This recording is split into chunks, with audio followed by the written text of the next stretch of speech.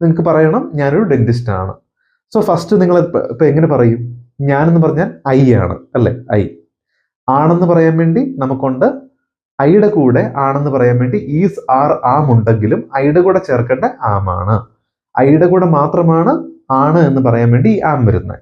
അപ്പം ഐ ആണ് am I am a dentist. അത് കഴിഞ്ഞിട്ട് എ ഡെന്റിസ്റ്റ് എന്നാണ് നമ്മൾ ഇംഗ്ലീഷിൽ പറയുന്നത്. I am a dentist. I എന്ന് പറഞ്ഞാൽ ഞാൻ, ആം ആണ്, എ ഒരു ഡെന്റിസ്റ്റ്. ഇങ്ങനെയാണ് നമ്മൾ പറയുന്നത്. അപ്പം മലയാളം സംസാരിക്കുന്ന വെച്ച് ഇതിൻ്റെ ഒരു ഡിഫറൻസ് നിങ്ങൾ ശ്രദ്ധിച്ചു?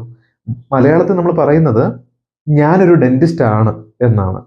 പക്ഷെ ഇംഗ്ലീഷിൽ പറയുന്നതോ ഞാൻ ഐ ആം എ ഡെന്റിസ്റ്റ് എന്ന് പറയുമ്പം രണ്ടാമത് ഐ കഴിഞ്ഞിട്ട് ആമാണ് വരുന്നത് എന്ന് പറയുമ്പം ആമിന്റെ അർത്ഥം എന്താണ്?